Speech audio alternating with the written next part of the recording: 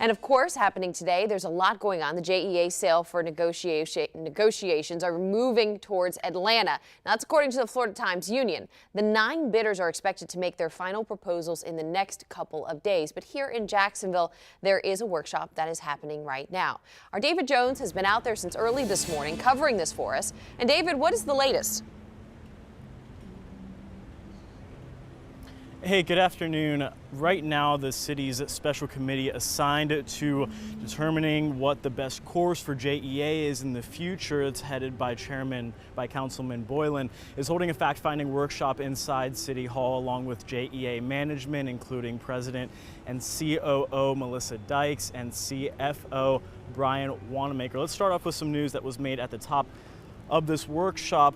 Council President Scott Wilson announcing that the General Counsel is currently drafting legislation to adopt legal counsel to serve the city in this ongoing process. Wilson says that legislation is going to be introduced at the City Council meeting tomorrow. He says that he believes that the firm that they're bringing on has the ability to hire utility and environmental experts. That firm is Smith, Halsey, and Busey.